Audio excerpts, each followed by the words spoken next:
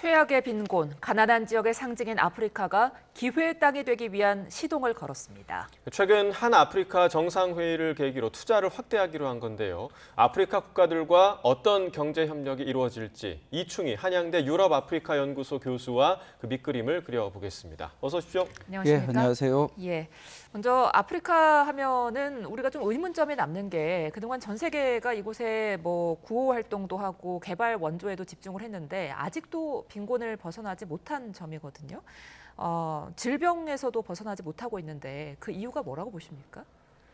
아프리카는 그 2000년대 이후부터 전체적으로 이제 정치적 안정성을 회복하고 있고요. 그다음에 이제 선거 제도도 이제 점점 정착되고 있고요.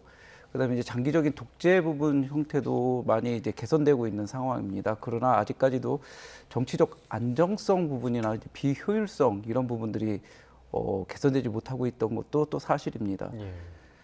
특히 이제 신가산제적인 이제 정부 구조라고 얘기를 하는데요. 특히 이제 특정 종족 중심의 이제 권력을 형성하게 되면서 이제 종족 간의 이제 갈등들이 발생되면서 이런 부분들이 경제적 효과에 좀 악영향을 좀 작용하지 않았나라고 생각이 되고 있습니다. 그다음에 또 하나의 이유는 결국은 자원에 대한 의존성이 너무 크다라고 보고 있거든요. 예. 이 자원에 대한 의존성들이 크다 보니까 결국 이제 특정 자원 중심의 산업 구조가 형성이 됐고 그 부분은 결국 이제 민간 시장 경제 체제가 형성되지 못했다라고 보고 있습니다. 지금 공식적인 통계에 의하면 비공식 경제가 90%가 넘습니다. 90%가 넘다라는 것은 즉 정부의 이제 재정적 부분이나 그다음에 정부의 복지 서비스가 확충되기가 어려운 상황이다라고 보고 있는 거죠. 그래서 이제 이런 부분 역시도 좀 아프리카가 이제 성장하는데 좀 한계가 있지 않느냐라고 보고 있습니다. 그다음에 또 하나로 우리가 좀 고민해 봐야 될 것은요. 최근 들어서 이제 ODA의 그 효율성에 대한 문제들이 다시 이제 제기되고 있습니다. 예. 즉 정부의 이제 투명성 문제나 그다음에 이제 효율성 문제 때문에 자원 활용 부분에 대해서 좀 한계가 있지 않나라고 얘기를 하고 있습니다. 네. 최근 들어서 2017년 이후부터 지금 아프리카 지역 같은 경우에는 이제 테러가 급증하고 있거든요.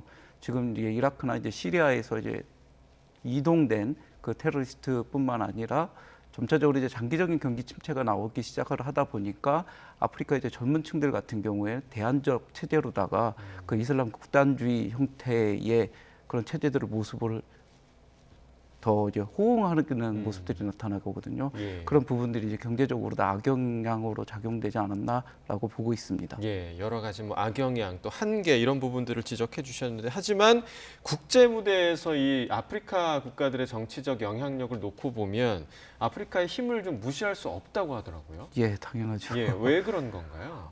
아프리카 같은 경우에는 글로벌 사우스, 그러니까 개발도상국 이제 남북 관계라고 얘기를 하죠. 그런데 이제 남쪽 국가들의 가장 대표적인 그런 대륙이고요. 예.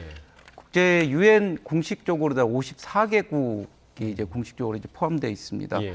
그래서 이제 국가의 집단적인 규모에 따라서 정치적 영향력을 이제 확대하고 있고요. 최근 들어서 이제 국제 질서가 이제 많이 변화되고 있습니다. 단극화에서 이제 다극화로다가 이제 전환되고 있는 상태에서 이제 경쟁적으로다가 동맹이나 협력 관계, 파트너십 구축이 이제 이루어지고 있는 상태이고요. 그러다 보니까 전면적 이제 세력 균형이 재편되고 있는 상황이라 아프리카의 영향력, 이런 정치적 영향력에 대해서 주목받고 있는 것이 사실입니다. 예, 뭐 정치 외교사적으로 보면은 아프리카가 어떻게 보면 캐스팅 보트 역할을 하고 있는 것 같은데요. 그런데 이런 것뿐만이 아니라 경제적인 측면에서도 미중일 어떻게 보면 강대국들이 아프리카에 러브콜을 보내고 있더라고요. 이런 이유는 어디에 있다고 봐야 될까요? 제가 바라보기에는 아프리카의 이제 경제적 잠재력을 우선적으로 보고 있거든요. 우선 아프리카 같은 경우에는 신흥 대륙 시장이 이제 형성됐습니다. 2021년에 아프리카 대륙 자유무역지대가 이제 출범하기 시작을 하면서 인구 14억 명의 GDP 이제 3조 4천억 달러 정도의 이제 시장 규모가 형성이 됐는데요. 이것은 WTO 출범 이래 이제 최대 이제 무역기구가 이제 형성되었다라고 이제 평가를 받고 있습니다.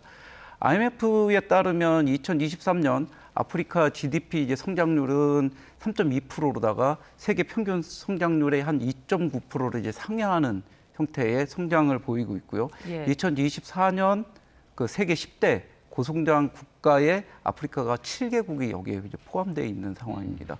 그만큼 지역 자유무대를 통한 결국 이제 성장 기반이 이제 마련되고 있다라고 보고 있고요.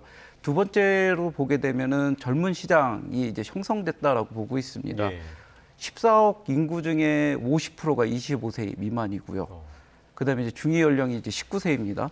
미국, 중국 같은 경우에는 중위 연령이 38세이고 인도 같은 경우 28세입니다. 그다음에 출산율이 4.31명으로다가 아주 출산율도 이제 많은 예. 지역이고요. 그러다 보니까 점차적으로 노동 인구들이 이제 증가돼서 최종적으로 한 10억 명에 도달할 것이다라는 예측도 있습니다. 그래서 어느 정도 이제 산업 기반이 형성되다 보면은 결국 이제 젊은 소비층들이 이제 발생된다라고 얘기를 합니다. 예. 저희는 이제 블랙 다이아몬드라고 얘기를 하는데 어. 젊은 소비층들 같은 경우에는 최신 유행에 민감하고요. 그다음에 자기 위주의 이제 소비 행태들이 나타날 수 있는 젊은 시장이 형성됐다라고 보고 있고요. 그다음에 우리가 많은 관심을 갖고 있듯이 자원 보유구가 너무 많죠. 예. 특히 이제 백금, 뭐 크롬, 망간, 그다음에 코발트, 원유, 뭐 천연가스 등 다양한 자원들이 있고요. 그다음에 특히 이제 친환경 관련된 에너지나 2차 전지 관련된 코발트, 리튬, 백금 뭐 이런 핵심 광물 자원 역시 보유하고 있는 것이 사실입니다. 예. 이런 부분들이 결국은 국제사회가 이제 주목하는 이유가 되겠습니다. 예. 자, 말씀해주신 대로 그 젊은 층들이 많아서일까요? 이번에 정부 발표를 보면 우리나라 여러 스타트업 기업들이 아프리카 현지에 확대 지원을 할 거다 이런 발표도 있었는데 사실 이 스타트업 기업들이 되게 디지털 산업에 속한 기업들이 굉장히 좀 많더라고요. 그런데 우리가 아프리카의 디지털 산업이라고 생각하면 사실 잘 연결이 안 되는 그림인 것 같은데 이런 건 좀 제가 가지고 있는 편견이겠죠? 어떻게 좀 보세요? 아, 예. 좀 스타트업에 대한 관심이 많습니다. 예. 지금 아프리카 같은 경우 이제 젊은 층들의 이제 실업률들이 좀 증가되고 있어서 이들에 대해서 어떻게 이제 해결할 방법이 있을까라고 이제 고민을 하고 있고요. 예. 그러다 보니까 이제 제조업보다는 이 젊은 층들과 같이 뭐 같은 맥락에서 이제 성장을 지향할 수 있는 예. 스타트업 쪽으로다가 이 문제들을 해결할 수 있는 그런 방안으로 많은 정책들이 만들어지고 있습니다.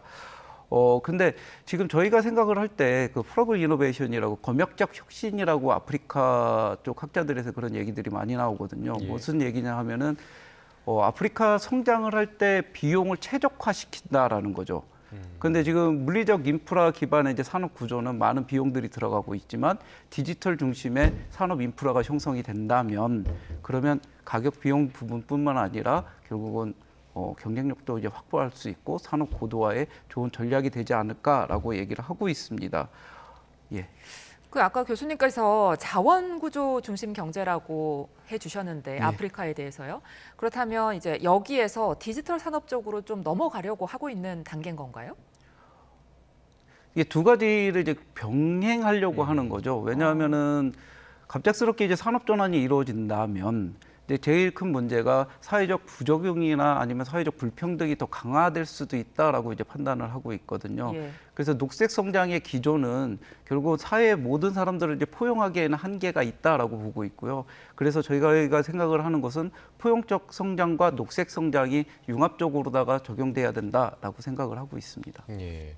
자, 이제 우리나라가 결국에 이제 아프리카와 어떤 관계를 가져야 할 것인가 혹은 경제적 관계를 가져야 할 것인가 이게 굉장히 좀 큰 문제일 것 같은데 우리나라가 교역한 나라 중에 아프리카 비중이 그동안에는 약 한 1.9%, 2%도 안 되는 수준이었는데 중국은 반면에 꽤 오래전부터 아프리카와 교류를 했더라고요. 그 이유는 어디에 있었습니까? 예, 중국과 아프리카의 교류가 시작됐던 것은 1953년 이제 반뚱회의 이후부터 이제 교류가 예. 시작이 됐고요. 이제 교류가 점점 확산되기 시작했던 거는 1대1로는 이제 브릭스 확대 이후부터 점차적으로 중국과 아프리카의 관계는 포괄적 동반자 관계로 격상되고 있습니다. 이런 부분 같은 경우에는 시진핑 이제 국가 주석이 발표했던 문명 공동체 외교 담론을 이제 기반으로 이 관계를 더 강화하고 있는데요. 근데 이제 핵심적인 기조를 보게 보면요, 결국은 중국 중심의 이제 세계 질서를 다시 재구축한다라는 것들이 좀 많이 크게 작용되지 않았나라고 보고 있습니다. 예. 우선 경제 발전을 위해서 아프리카 자원들이 확보해야 되는 거고요. 그다음에 이제 중국은 이제 과잉 재고 부분들을 해결하기 위해서 아프리카 이제 신흥 시장들이 이제 필요한 거고, 그다음에 이제 중국의 이제 정치 체제에 대한 이제 지지 뭐 이런 것들을 더 우선적으로 이제 고려하고 있는 모습들이 보여지고 있습니다. 이런 부분들을 보게 되면은 결국은 2023년 제15차 브릭스 그 정상회담에서 이제 나왔거든요. 여기서 이제 아프리카 국가들이 두 개국이 더 추가되었어요. 예. 특히 이제 에티오피아나 이집트가 이제 참여하게 됐고요. 이게 따라서 결국 이제 세계 인구의 한 47%, 그다음에 GDP 점유율 한 36%, 그다음에 석유 매장량 44%를 참여했던 이제 경제 블록이 이제 형성됐거든요. 예. 근데 여기서 주요로 논의됐던 것은 통화 결제 시스템을 이제 새로 개발하고 한다라는 것들이 이제 논의되고 있는 상태입니다. 뭐 이런 부분들은 결국은 브릭스 중심의 이제 내연적 확대 부분도 볼 수가 있지만 미국 이제 기축 통화에 대한 이제 도전 뭐 이런 부분들로 또 볼 수가 있습니다. 예, 예. 이런 상황 속에서 얼마 전에 한 아프리카 정상회의가 우리나라에서 열렸고요. 아프리카 48개국이 참석을 했습니다. 예. 이 중에서 좀 눈에 띄었던 게 공적 개발 원조의 확대거든요. 예. 우리 돈으로 2030년까지 13조 7천억 원 수준으로 늘리겠다고 했는데 이게 어떤 의미를 가진 겁니까? 예, 결국은 아프리카의 이제 필요성이나 중요성에 대한 이제 인식을 하고 있지 않나라고 생각을 하고 있고요. 저는 예. 이 발표에 대해서 적극적으로 이제 환영을 하는 입장입니다. 결국은 아프리카와 동반 성장을 할 수 있는 그런 이제 교류 활성화에 이제 마중물로 작용될 가능성들이 이제 높다라고 보고 있고요. 문제는 이것들을 어떻게 더 지향적으로 지속적으로 활용할 수 있느냐. 그래서 한국과 아프리카의 관계가 미래 지향적 협력 관계로다가 구축될 수 있느냐라는 부분에서 더 관심을 가질 필요가 있지 않나라고 생각하고 있습니다. 예. 예. 자, 아까 이제 잠시 언급해 주셨지만 아프리카에 다양한 천연 자원이 존재하고 있다라고 얘기를 해주셨는데 우리 같은 경우는 지금 뭐 산업용 광물을 대부분 중국에 의존하고 있는 상황인데 그럼 아프리카가 하나의 커다란 좀 대안이 될 수 있을 거라고 좀 생각을 하세요? 예, 아프리카 같은 경우는 이제 핵심 광물의 이제 보유량이 아주 막 무궁무진한 상태입니다. 예. 특히 이제 녹색 경제에 필요한 이제 핵심 광물이라는 것은 대체자를 찾기가 어려운 상황이고요. 그다음에 이제 특정 지역에 이제 편중된 그런 상황입니다. 그렇기 때문에 공급 리스크가 아주 큰 상황이거든요. 특히 2050년에 이제 탄소 중립 경제 체제로 이제 전환되는 상황에서 핵심 광물에 대한 필요성들 뭐 이런 부분들이 더 크게 주목받고 있는 상황입니다. 특히 지금 전기차 관련된 그런 리튬이나 예. 그다음에 흑연, 코발트, 니켈, 그다음에 히토리움 뭐 이런 수요들이 점차적으로 증가되고 있고요. 근데 이제 짐바브웨 같은 경우에는 세계 이제 6위 리튬 생산국이고요. 그다음에 이제 콩고 민주공화국 같은 경우에는 코발트 세계 최대 이제 매장량을 보유하고 있고 생산국이기도 합니다. 그래서 세계 점유율 70%를 차지하고 있고요. 그다음에 니켈 같은 경우에는 동아프리카 지역에서 그 니켈 벨트라는 것들을 형성을 해서 니켈을 이제 보유량을 확보하고 있는 상태고요.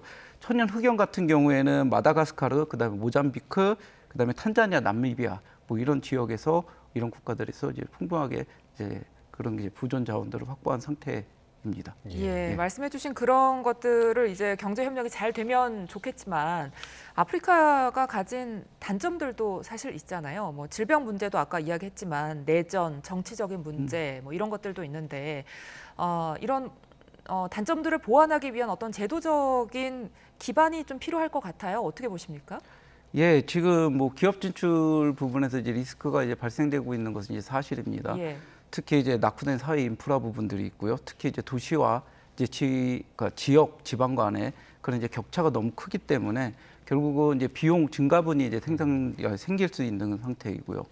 그다음에 현지 문화 같은 경우에는 좀 차이가 많이 있는 거죠. 그래서 돌발적인 상황 뭐 이런 것들도 이제 발생될 수 있는 것도 이제 사실입니다. 근데 이제 제도적인 부분도 있지만 저는 이제 민간 부분에 대한 참여들이 더 활성화될 필요가 있다라고 이제 보고 있거든요. 점차적으로 민간 활성화가 교류되고 상호 의존성들이 강화되기 시작을 한다면 결국은 뭐 이제 정보적 교환이나 그다음에 정확한 현지 밀착형 정보들이 이제 교환되다 보면은 현지 부분에 대한 리스크가 좀 더 줄여지지 않을까라는 생각이 듭니다. 결국은 아프리카 같은 경우에는 최근 코로나 이제 이후 지금 홍코노미 이제 상품이나 그다음에 이제 식료품, 건강식품, 그다음에 온라인 이제 소비 시장이 이제 형성되기 시작을 했거든요. 그러니까 기업의 이제 수익들을 창출할 수 있는 이런 시장들은 확보됐다라고 보고 있습니다. 그래서 제도적인 부분을 더 본다면 결국은 이 한아프리카 정상회담이 일본 한 번으로 끝나는 것이 아니라 좀 더 정례화될 필요가 있지 않나라고 보고 있습니다. 예, 뭐 ODA 확대나 뭐 경제 협력의 확대 이런 부분들이 아까도 저희가 이야기한 것처럼 이제 아프리카의 국제 무대에서의 영향력이 무시할 만한 수준이 아니기 때문에 이런 부분들이 좀 확대가 되면 북핵 문제 같은 부분에서도 우리와 좀 같은 목소리를 낼 수 있을 거라고 좀 전망하십니까? 어떻게 보세요? 예, 지금 북한 같은 경우에는 남한과 이제 체제 경쟁에서 이제 우위를 이제 보이려고 했었고요. 그러다 보니까 결국 이제 제3세계 세력권과 이제 연대적인 부분들을 구축을 해서 반미 성향을 확보하고 그다음에 뭐 북한 중심의 한반도 통일 방안에 대해서 이제 지지를 얻으려고 했던 것이 이제 사실입니다. 예.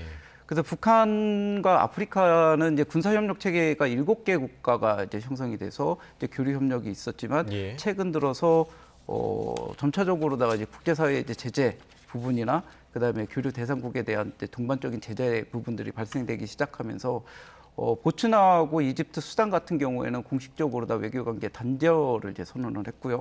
그다음에 나미비아하고 우간다 같은 경우에는 의사를 판명을 했습니다.